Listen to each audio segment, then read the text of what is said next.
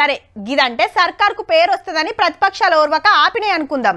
మరి double bedroom ఇండ్లు, దళితులకు 3 ఎకరాలు, దళిత బంధు, సర్కార్ జాబులు, పోడు పట్టాలు ఎవలాపినరో ఇవ్వాపినోళ్లే కొత్త సచివాలయం కట్టడానికి, 1,00,000 కోట్ల కాళేశ్వరం కట్టడానికి, నియోజకవర్గానికో క్యాంప్ ఆఫీస్ పెట్టడానికి, అందాల ప్రగతి భవన్కు ఫుల్ సాబ్దారి వచ్చురా. గిన్ని డౌట్లు మనకెందుకు గాని ఇప్పటి వార్త ఏందోనైతే చూడురుల్లా.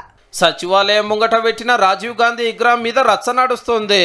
అక్కడ తెలంగాణ తల్లిని పెడదాం అందరి తల్లిని అంటే, లేదు నేను రాహుల్ గాంధీ వాళ్ళ నాయననే పెడతా అని చెప్పి రాహుల్ గాంధీ గారి తండ్రి గారి ఫోటో తెచ్చి అక్కడ పెట్టినాం. 100 కోట్లు పోసి ఇంత పెద్ద సచివాలయం కట్టినోళ్ళు, అట్రోకు ఆంధ్ర కాంట్రాక్టర్ తోటి అమరుల బంగ్లా కట్టించినోళ్ళు నడిమిట్ల తెలంగాణ తల్లి విగ్రహం ఎందుకు పెట్టలేదు? ఎవరు అడ్డం పడ్డారు, ఎందుకు అడ్డం పడ్డారు? గల్లా ఆపినా మీరు దలుచుకుంటే ఆగునా? 10 ఏళ్ళు ఏ గాడిద పండ్లు తోవినామని నేను అడుగుతున్నా. ఇక్కడ తెలంగాణ తల్లి విగ్రహం మేము పెట్టొద్దన్నమా? ఆ సన్నాసి సొంత విగ్రహం పెట్టుకుందామని ఇది రిజర్వ్ చేసి పెట్టుకున్నాడు. ఆ సన్నాసికి ఆ పక్కన బుద్ధుడు, ఈ పక్కన బుద్ధిలో నన్ను పెట్టుకోవాలని వాళ్ళ ఆలోచన. మేము మళ్ళీ ప్రభుత్వంలోకి వచ్చిన మరుక్షణమే సకల మర్యాదలతో ఆ విగ్రహాన్ని అక్కడి నుంచి తిరిగి నీ గాంధీ భవన్కు పంపిస్తాం. అంతగానం ప్రేమ ఉంటే జూబ్లీహిల్స్ లో ఇంట్లో పెట్టుకో.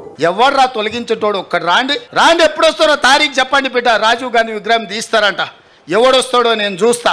అప్పట్లో గిట్లనే మేము గవర్నమెంట్లకు రాగానే ట్యాంక్ బండ్ మీద ఉన్న విగ్రహాలను లారీలకు ఎక్కించి విజయవాడకు పంపిస్తాం, మీకు నచ్చిన కాడ పెట్టుకోమని గొప్పగా చెప్పి ఒక్కటి కూడా టచ్ చేయలేదు, మనోళ్ళ విగ్రహాలు పెట్టలేదు. పొద్దుగాలు వేస్తే నువ్వు కేసీఆర్ ను వల్లించకుండా నువ్వు బతకలేవైంది. నీకన్నా రోగమా శాపం ఉందో నాకైతే అర్థమైతలేదు. మాట్లాడితే కేసీఆర్ ని తీస్తావు. నేనే తెలంగాణ తెచ్చినని చెప్పబట్టే 10 ఏళ్ళు రాష్ట్రాన్ని పాలించే పబ్లిక్ గురించి నాకే బగ్గెరకా నవట్టే. గంత పెద్ద సారు సప్పుడు కాకుండా ఉంటే ఎట్లా? సర్కార్కు సలహాలు ఇస్తే బాగుండని సీఎం సార్ ఆలోచన కావచ్చు సారు. పొద్దుగాల అమరవీరుల స్తూపం దగ్గర పోయిండు. ఎవరున్నారే ఫోటోలో చూసిరా మీరు?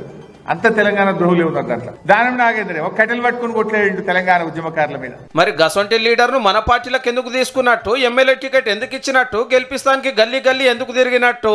అచ్చా ఎసంటోళ్ళైనా సరే బీఆర్ఎస్ ఉంటే ఉద్యమకారులు అవుతారు, ఏరే పార్టీలు ఉంటే తెలంగాణ ద్రోహులు అవుతారు. ముద్దుగున్నది పోన్రి ముచ్చట.